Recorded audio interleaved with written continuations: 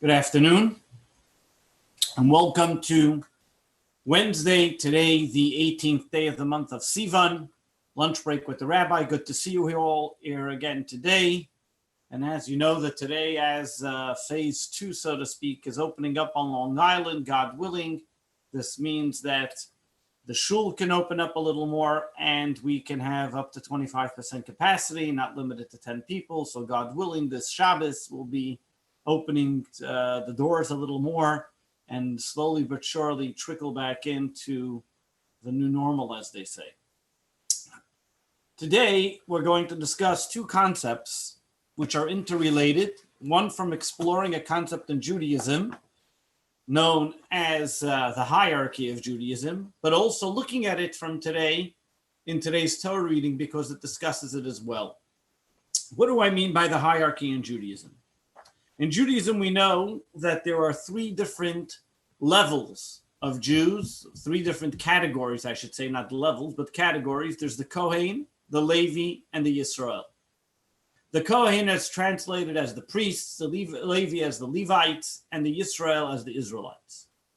Practically, what does that mean? In temple times, the Kohen, the priests, were the one that served in the temple. The Levites were the one that stood at the perimeter.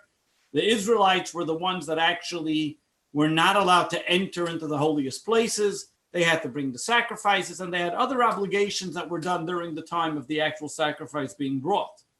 Regardless of what they had to do at the time of the sacrifice, there was also perimeters and certain obligations that the Israelite was obligated towards the Levite and the priests. For example, as we know that the year of agriculture was in a 7-year cycle, every 7th year was the sabbatical year.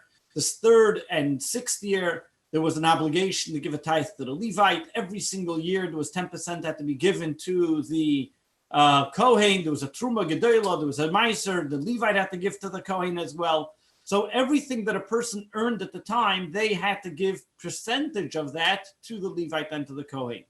The reason for that was, in the hierarchy, so to speak, was because the Kohen and the Levites, they were representing the Jewish people in the Holy Temple. They were our representatives in the temple towards God. And therefore, we had to give them those special honors and give them those special percentages and earnings of what we've made. As well, this goes back to what is mentioned in this week's Torah reading, where the Levites are dedicated by Aaron. In fact, he lifted every single Levite and dedicated them to God. They took the replacement of the firstborn. Initially, the firstborn were meant to be the ones to serve in the Holy Temple. And over here, the firstborn, because they served with the sin of the golden calf, and the only one that didn't serve with the sin of the golden calf were the Levites, the tribe of Levi, which then translated to being the priests and the Levites. Because of that, we today and throughout temple times were obligated to compensate and to recognize that they were in a leadership and a level of holiness that we, the Israelites, were not at.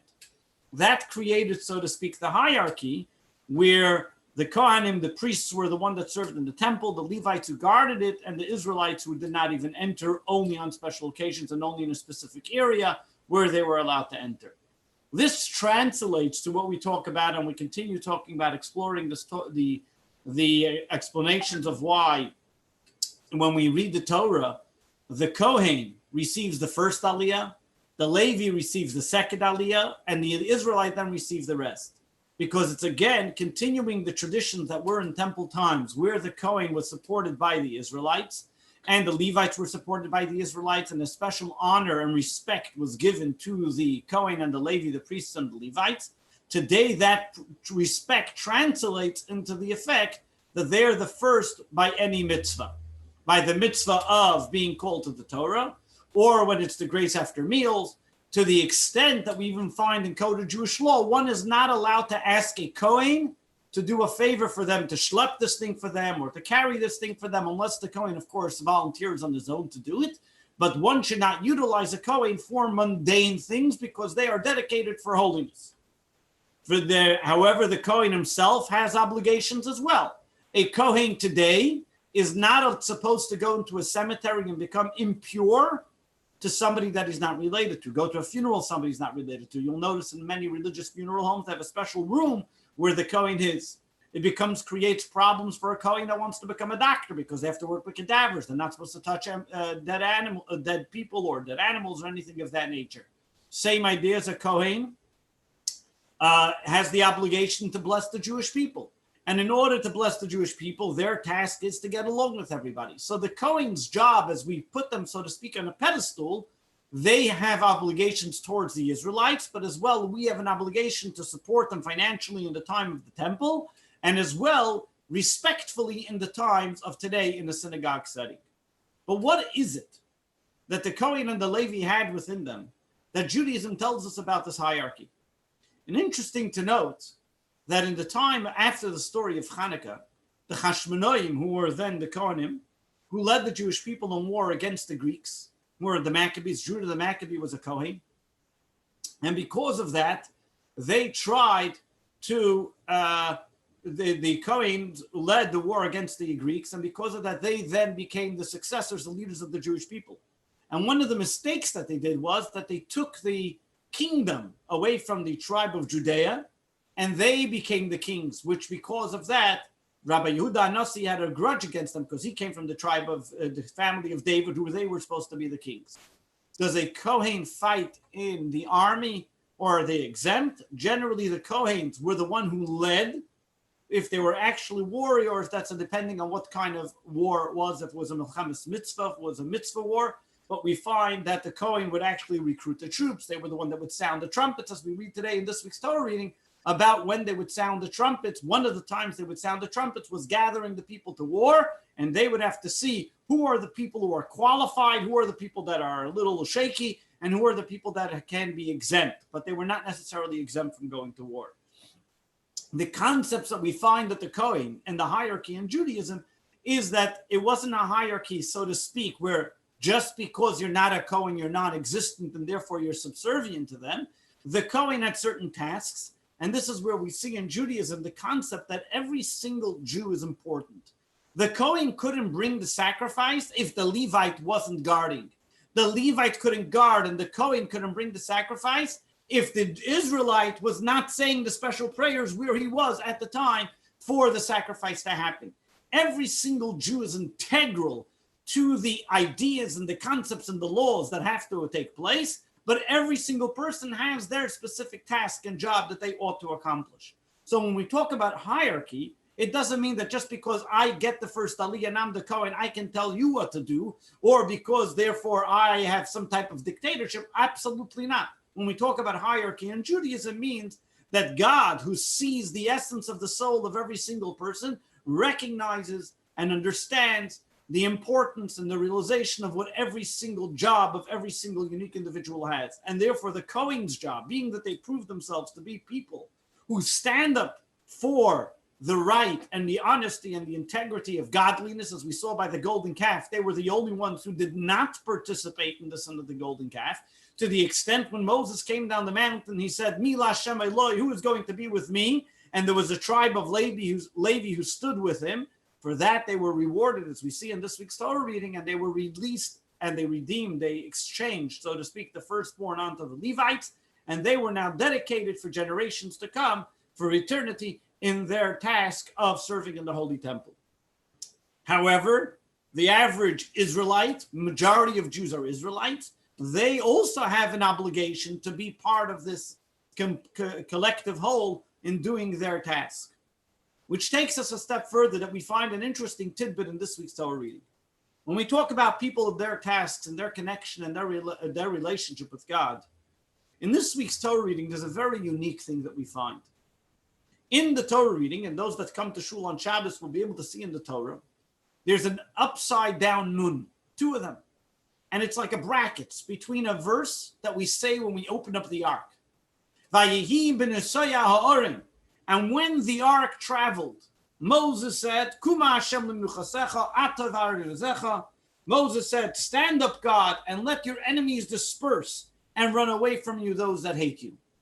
He uses a double terminology. Oyevecha, which means your enemies, and misanecha, and those that hate you. What was Moses referring to? We said this every single time we open up the ark. There are two types of enemies that we have. There are people that despise you.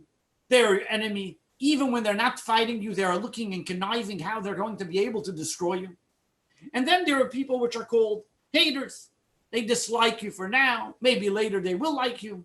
It's not because they really are disgruntled that your existence bothers them. As Jewish people throughout the ages, we had both, and we continue to have both. We have people where the mere existence of Jewish people irks them. And then there are people that just, have their ups and downs, if we want to call it, and how they dislike or try to disparage. They're anti-Semites of all kinds. The Talmud tells us, in this case, Moses says, let God stand up and destroy his enemies, God's enemies. Why is it God's enemies? Because any person who hates a Jew, in essence, hates God. Any person who's an anti-Semite and therefore has a hatred towards Jewish people and disparages them, in essence, disparages God. Because what's the reason why they don't like the Jew? Because the Jew is the chosen nation. What's the reason why they haven't liked the Jews for the past 2,000 years? Not because we did anything wrong. On the contrary, the greatest contributors to society.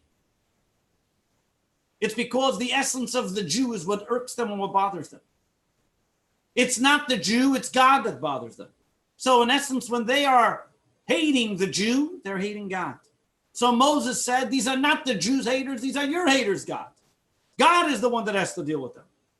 And as we find, as Moshe tells the Jewish people later on, that the relationship that we have with God is that when a person hates a Jew, they hate God. When a person loves a Jew, they love God.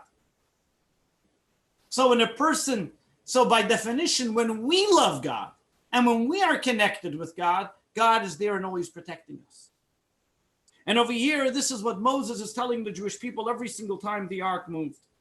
Every single time the Jewish people traveled. Telling the Jewish people for every time and every day and every age that whenever we travel and whenever we go, wherever we encounter and we're amongst them, we assimilate amongst the nations of the world. We have to remember that when we stand true and faithful to our religion and to God, we are not only protecting ourselves, but in essence, those that hated us or tried to demean us are effectively trying to hate God and demean God. So when it's dependent on God, then we have nothing to worry about. God will protect us, and he continues to protect us as he protected us for the past 3,000 years. This, the Torah Moshe was telling every single Jew in every single age. There are Kohanim, there are Leviim, there are Yisraelim. There are the priests, the Levites, and the Israelites. We are all part of this collective unison of the Jewish people. We are all working in tandem together to bring about the relationship that we have and cultivate the relationship we have with God. And we know, yes, at many times and in many places, we have those that ought and sought to destroy us. But we know that when we travel with the ark, which is the teachings of the Torah, because in the ark was the tablets and the Torah that Moshe wrote, we know that automatically those that look to destroy us will automatically be dispersed. Somehow, some way, somewhere. We may not see it right away, but it will happen. And our job is to remember that it is the Torah that protects us, our belief in God that protects us, regardless of what happens.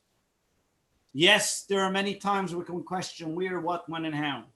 But if we always dig a little deeper than the surface, we will see that it is God holding our hand and holding us through all the trials and tribulations of everything that happens. It is during these times that the world around us looks chaotic, where Moshe reminds the Jewish people, Vayehi ben So'ar, and you are traveling with the ark. We have a gift that God has given every single one of us.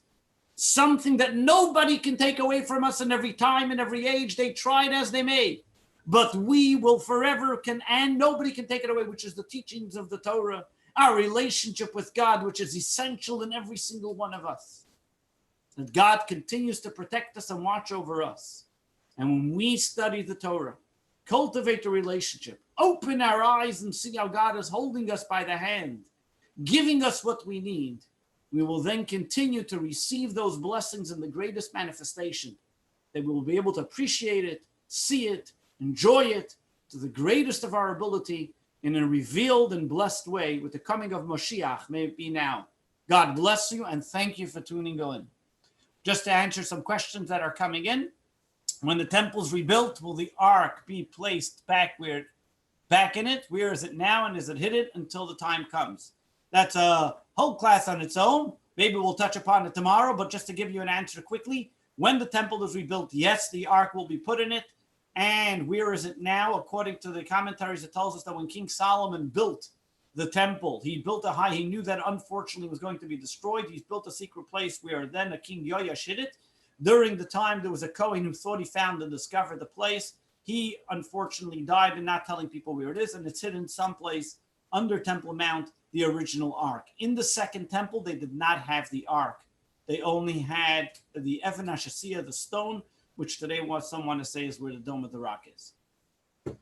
Any other questions? Feel free to put it in the questions and comments. If it's long enough, maybe this will be a subject of another class. Tomorrow, we will be discussing by lunch break with the Rabbi Ethics of Our Fathers, Chapter 2.